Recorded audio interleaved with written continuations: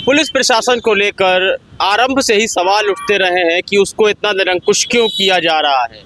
जवाब दिया जाता था कि गुंडागर्दी खत्म करने के लिए प्रदेश के भीतर पुलिस को आज़ादी देना महत्वपूर्ण हो जाता है, लेकिन जब जब संविधान की एक जो सीमा होती है उसको पार करके पुलिस का कोई कदम होता था या सरकार का, जनता विरोध करती थी, लेकिन एक पक्ष ऐसा भी था जो इसकी हिमायत में खड़ा रहता था।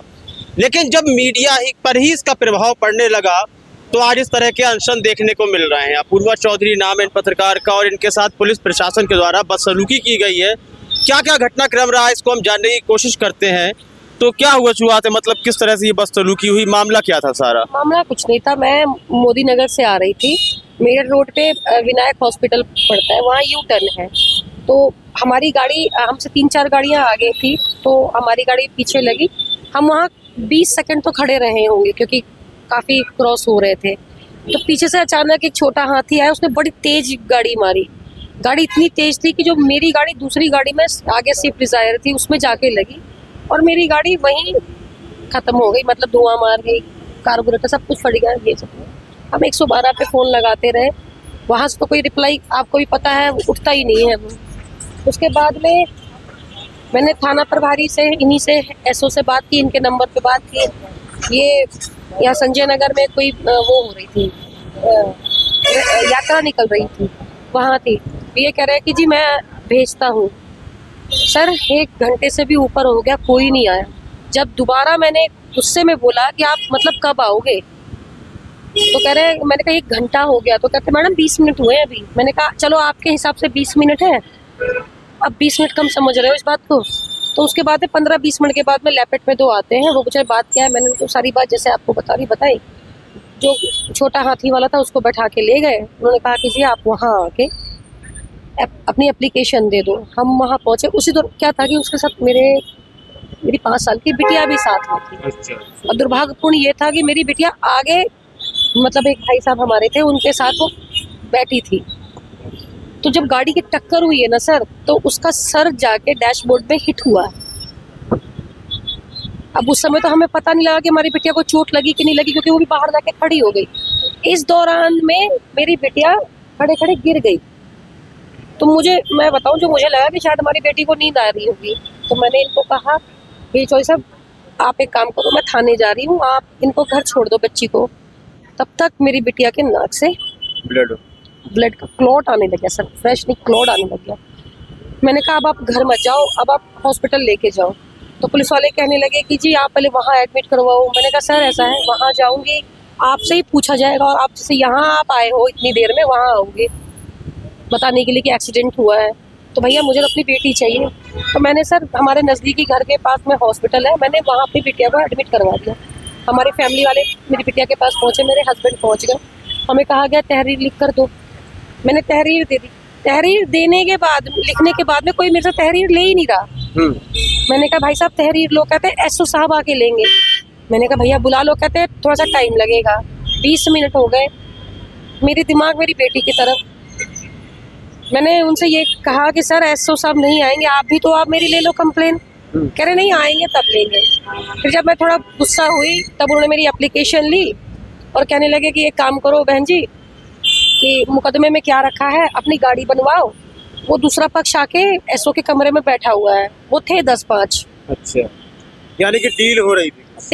अरे हमसे पहले, मुझे नहीं पता था कि वो दूसरा पक्ष, वो पहले से आया, वो मैंने भी देखा था, लेकिन मुझे लगा जैसे हम पीड़ित है वो भी पीड़ित आए होंगे। मैंने कहा भाई साहब इनसे क्या बात करनी। कहते बहन जी बात सुनने में क्या दिक्कत है, राजीनामा कर लो, कुछ नहीं रखा है। मैं, मेरे हस्बैंड और हमारे कुछ पत्रकार, 10-20 पत्रकार वहाँ पहुँच गए। उन्होंने कहा कि जी आपके साथ हुई है, बहुत बातें चलती रही। वो आगे ये बात बोलने लग गया कि 10-5 हज़ार लेना है तो बहन जी राजीनामा कर लो, नहीं तो कोई बात नहीं। मैंने कहा भैया मुझे 10-5 हज़ार चाहिए नहीं, क्योंकि मेरी गाड़ी में 10 हज़ार खर्चा नहीं है, मुझे नहीं पता कितने का है, ठीक है। और सबसे बड़ी बात है कि अभी मेरी बिटिया ऐसी, तो मैं इस स्थिति में हूँ नहीं।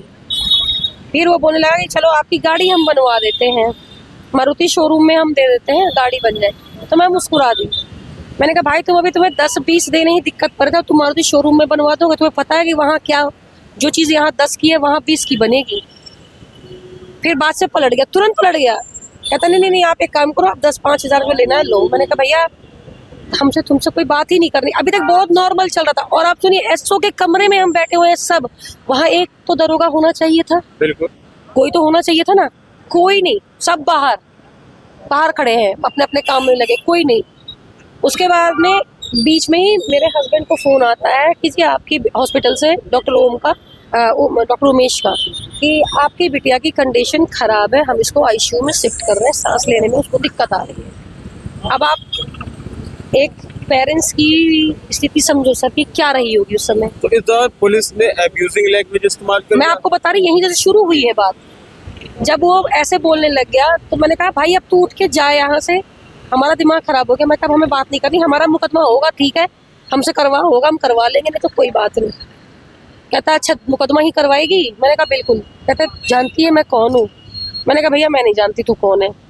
कह रहा तू जाने गाँव का गुजर हूँ। मैंने कहा बहुत बढ़िया बात है भैया, गुजर है तो। कह रहा 4 मंजिली मेरी कोठी है। तो मैंने कहा ये बात का मुझे बताने से क्या मतलब है तेरा? कह रहा है अच्छा तो करवा लो मुकदमा। कह रहा है मुरादनगर का मामला पता है? अच्छा, मैंने कहा क्या मामला?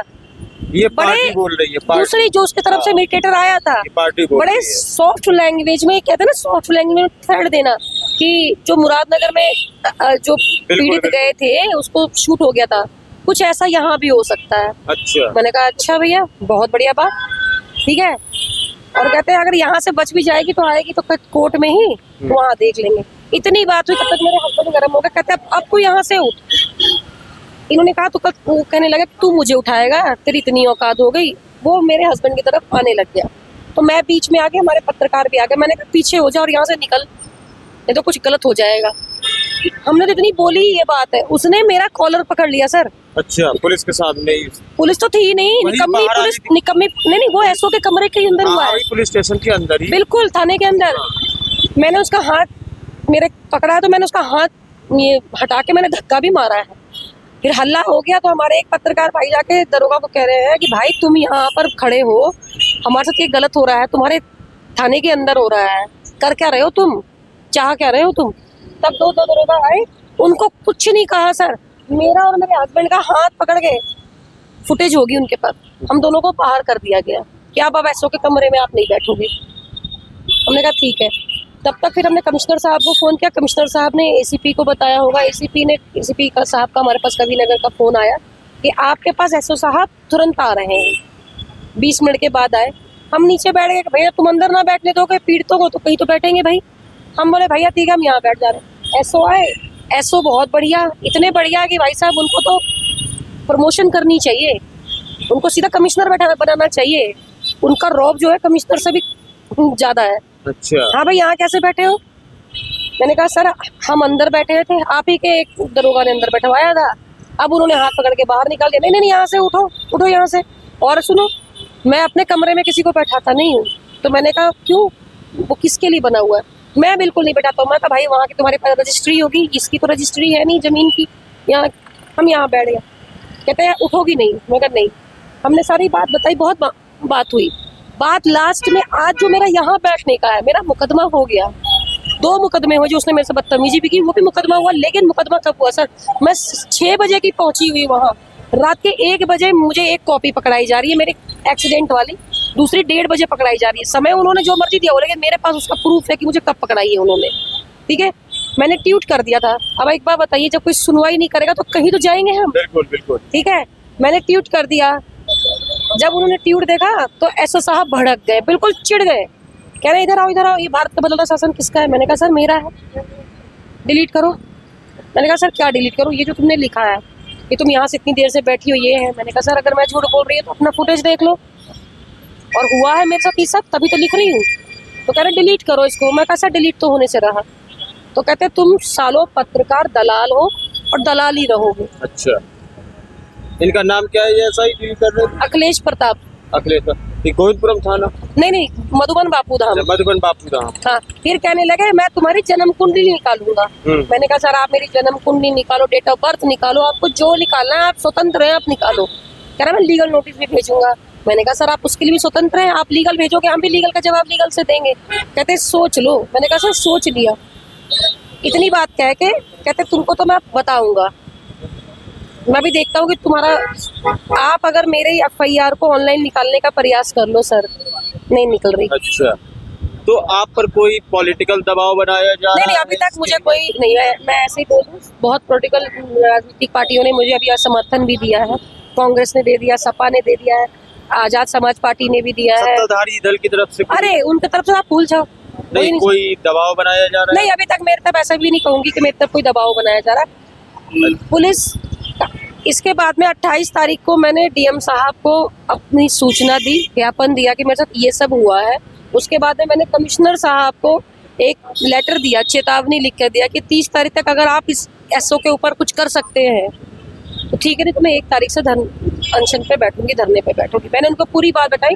हालांकि कमिश्नर साहब ने मेरी बात पूरी सुनी, उन्होंने कहा कि चलिए मैं देखता हूँ, लेकिन कोई संतोषजनक जैसे होता है ना कि एक मन को सांत्वना देने के लिए कि ठीक है आप परेशान ना होइए, होगा, लेकिन उन्होंने मेरी बात पूरी सुनी। लेकिन दुख इस बात का है कि हमारे साथ ही अगर ऐसा हो रहा है तो आम जनता के साथ ये क्या करते होंगे। अच्छा, आपने केस कर दिया है, ठीक है, उसके जिससे टक्कर मारी थी उनके खिलाफ भी आपने, ठीक है, तो अब इस अनशन के माध्यम से आप अंत क्या चाहती है, क्यों सस्पेंड हो? बिल्कुल सर, ये लायक ही नहीं है, नालायक है ये। मुझे समझ नहीं आ रहा है, एक SO को पता नहीं क्या इनका अपना व्यक्तिगत होगा पुलिस प्रशासन का, कि उनको SO को एक इतना सेंसिटिव एरिया है वो सर, मधुबन बाबू धाम, वो पकड़ा दिया है। बिल्कुल उस लायक नहीं है कि उनको एक थाना दिया जाए, वो चौकी प्रभारी बनने लायक नहीं है। ये मेरा खुद का, मैं आपको बयान दे रही हूँ, वो चौकी प्रभारी बनने लायक नहीं है जिसको आपने थाना पकड़ा दिया। बदतमीज बेहुदा इंसान है। अगर इस पर कोई कार्रवाई नहीं होती है बड़ी, जिस तरह की आप चाहती हैं, तो इस अनशन को व्यापक करने का कोई इरादा है क्या? सर जब तक मेरी बात नहीं मानी जाए तब तक ये अनशन रहेगा? बिल्कुल, मैं बिल्कुल यही रहूंगी। मेरा जो भी स्थिति बनेगी, मैं यहाँ से उठूंगी नहीं। उठूंगी तो सर मरने के बाद उठूंगी, उससे पहले तो मैं उठने से रही। हाँ, अगर ये दबाव पूर्वक कुछ उठाए तो अलग बात है, लेकिन मैं फिर बैठ जाऊंगी, लेकिन मैं तब तक नहीं उठूंगी जब तक ये सस्पेंड नहीं होगा। तो शुक्रिया। तो आपने देखा कि किस तरह पहले आम जनता पुलिस का शिकार बनती थी, लेकिन अब कहीं ना कहीं पत्रकारों के ऊपर भी पुलिस की गाज गिरने लगी। इस संबंध में आपकी राय बहुत ही महत्वपूर्ण है, अपनी राय कमेंट सेक्शन में अवश्य।